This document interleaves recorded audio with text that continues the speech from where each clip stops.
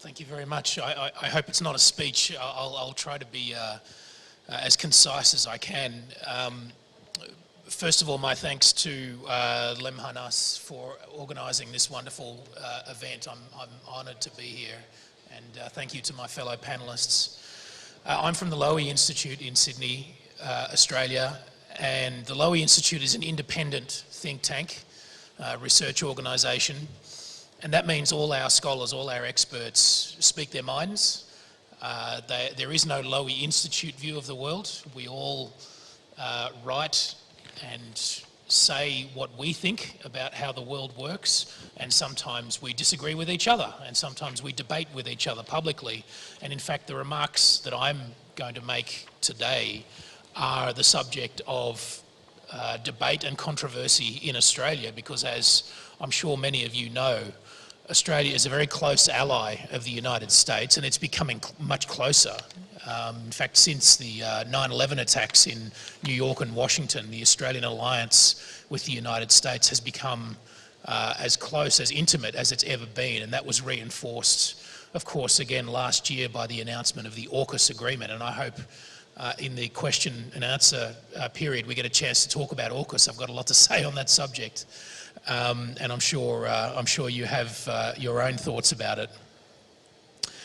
I'll begin very briefly with just some remarks about China, because I think the two factors, China and the US, are the two critical factors in the future of maritime security in Southeast Asia. Very briefly though on China, because I think the facts here are not really in dispute, and we heard already about China's rise as a maritime power. This is not too controversial, so I'll be very brief. China is already, by some measures, the largest economy in the world, and certainly will be the largest economy in the world in the 2030s. And by reasonable projections, it will be the most powerful. It will have the most powerful navy and perhaps the most powerful armed forces in the world by 2040. It is certainly developing capabilities to conduct sustained maritime operations in what are referred to as blue waters. That is, global maritime operations that can be sustained for long periods and project significant military power over very long distances. We've seen, for instance, the development of an aircraft carrier program, and I think in a very short few years we will start to see China conduct long-range operations centred around its aircraft carriers, which will go throughout the Asian region and into Southeast Asia as well. I think we don't, of course, know what China's ultimate political ambitions are for its power in the region. China itself is very opaque about this question, but I think we can say quite safely that no country of China's size wants to be second or subsidiary to another power in its own region. Historically, great powers have sought leadership roles. They have sought status that is equal to its economic size.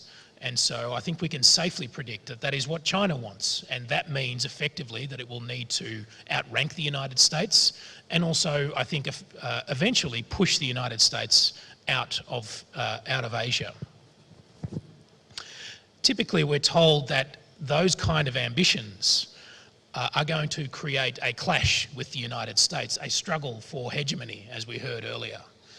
I'd like to offer a slightly different point of view, and so I'll turn my remarks now to the United States.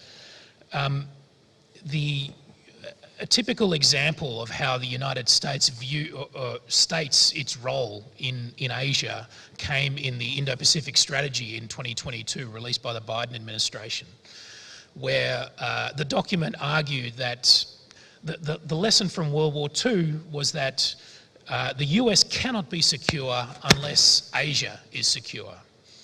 And I just want to ask, in these few more minutes that I have, whether that is actually really true.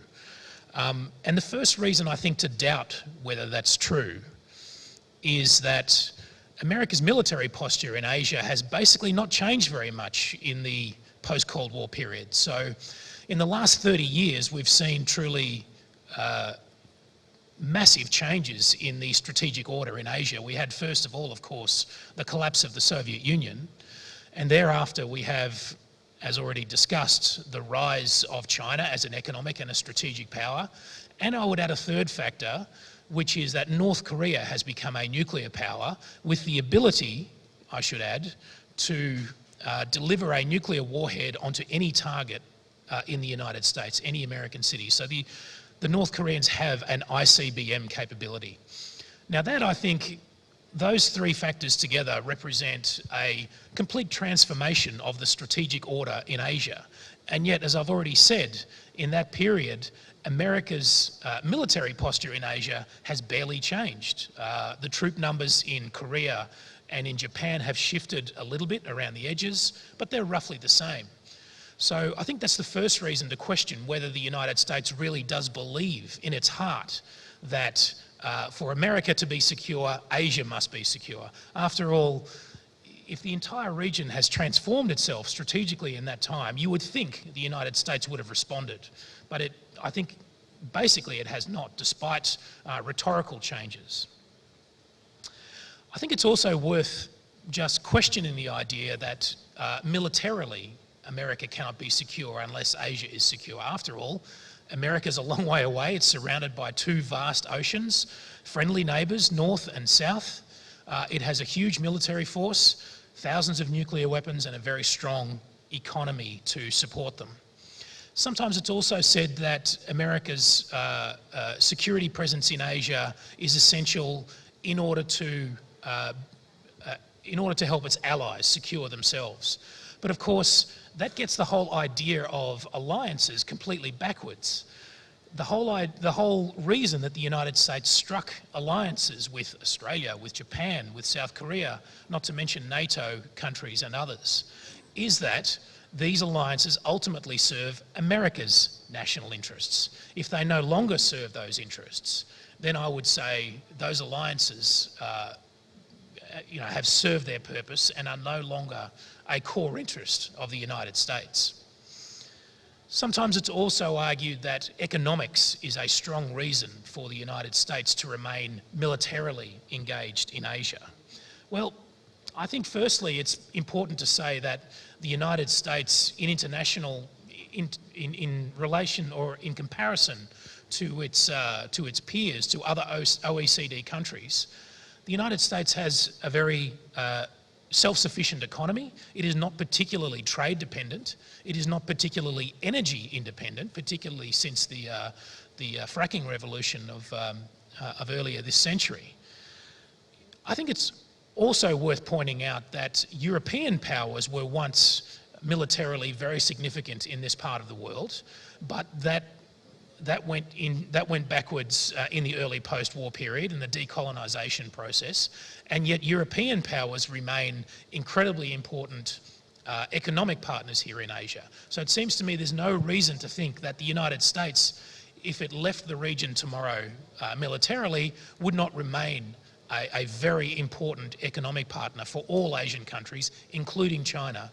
It would be very difficult and very costly for China to try to exclude the United States from the region economically, even if the United States was not a major military power. Possibly the best argument that I've heard for why America must remain a military power in Asia is that it suppresses the prospects of nuclear proliferation. So I think it is reasonable to argue that if the United States ever left Asia militarily, that Japan would develop an independent nuclear deterrent. And if Japan did it, South Korea would probably do it as well. It's possible, there's been some speculation in fact in Australia, that Australia would choose that route. If it could no longer rely on America's extended nuclear deterrent, then Australia might have to develop an independent nuclear deterrent as well. And I would think if Australia ever went down that road, then Indonesia would develop a nuclear deterrent of its own as well. Now, these are speculative thoughts, they are not likely, but I think they are a good indication of why the United States believes that if it ever left the region militarily, that this would have severe consequences for the nuclear non-proliferation regime. So that's a reasonable concern, but it seems to me not a strong enough reason for the United States to remain in and of itself. to take on a whole of government, multi-generational struggle, competition with China, an economy and a society and a military that's as large as China, you need to have a very, very good reason. And I don't think non-proliferation is quite a good enough reason. Ideologically, sometimes it's argued that China represents an ideological threat to the United States. So I don't think that's persuasive either. China ultimately is really a defensive ideological power. It has no evident ambitions to spread communist ideology around the world. It is definitely fearful of Western ideology infecting China, but that is essentially a defensive mindset. So I don't think the United States has much to fear from China ideologically. So altogether, I think the argument that, as I put it at the beginning, that for the US to be secure, Asia must be secure, I don't think that argument really holds much water. I would stress, though, that I'm not making an argument here about American weakness. The US is in fact incredibly strong, and that's one reason why I think ultimately it will choose not to compete with China. The United States is a massive economy with a very young population, a culture of innovation that I think will sustain it over the long term. It doesn't need to compete with China in order to sustain those advantages and those strengths. Now, what does all of that mean for Southeast Asia? Very briefly. Well, I think first of all what it means is that Southeast Asian countries, and particularly Indonesia, will have to do more of this work itself. If Southeast Asian powers want to maintain a strategic balance in their region, they cannot rely on the United States to do it for them. I think one thing that separates Southeast Asia from the broader Asian region is that there is no resident great power in Southeast Asia. So wherever China looks on the map of Asia, its ambitions, I think, will be constrained by other great powers. India, of course, in the Indian Ocean and in South Asia. Russia, of course, will be a constraint on Chinese ambitions in Central Asia. And then, of course, Japan in maritime North Asia will be a constraint. But Southeast Asia is different because there is no resident great power. I would argue, though, that Indonesia must become that great power in Southeast Asia. We heard earlier Indonesia referred to as a middle power, and I think that's true at the present moment. But Indonesia is the only country in this region with all the ingredients to become a great power. In fact, there are, I think, reasonable predictions that Indonesia will become the fourth largest economy in the world by the middle of this century, and that alone suggests that Indonesia will become a great power. From an Australian perspective, I think it's very much in our interests for Indonesia to take on that position of being the resident great power in this region. And that means not just economic size, but it means also taking on responsibilities to be a balancing power in this region. Now, I understand that that's not a particularly popular sentiment in Indonesia, the idea of Indonesia becoming a balancing power. But I would stress that for Indonesia, that does not mean that it needs to be confrontational with China. It does not mean that it needs to be aggressive with China. In fact, I think what it means is that for Indonesia, it does need more hard power tools, but they don't need to be the kind of tools that provoke arms racing or that provoke reactions from China. I think Australia, in fact, offers a lesson here because Australia has, I think, taken the wrong path in recent years. We are developing a military posture that is, in my view, too aggressive and too assertive, with long-range strike capabilities. We are investing in hypersonic weapons. We have, our previous government announced that it would arm our destroyers with long-range cruise missiles. We have, of course, now invested in the AUKUS relationship, which will include at least 8 nuclear-powered submarines with very long range, also with land attack cruise missile capabilities. I think these kind of weapon systems send the wrong signal to the region. I think we can develop a force structure that is much more defensive in orientation, we can take a lesson from the kind of force structure that China itself developed in the early phase of its maritime modernisation, one that is focused on area denial. And that, in fact, I think offers a model for Indonesia and other Southeast Asian countries as well. In the maritime sphere, the natural advantage goes to the defending power, the power that is not seeking to project power but to defend its coasts. It is much easier to, and cheaper, I would argue, to be a defensive maritime power than to be an offensive maritime power. And that is the kind of course that I would recommend for Southeast Asian states. The kind of course that I think will allow military issues to be put in the background in the relationship between China and the region, so that the region, the Southeast Asian region, Indonesia in particular, can pursue constructive relations with China based on compromise and cooperation. I'll leave it there. Thank you very much.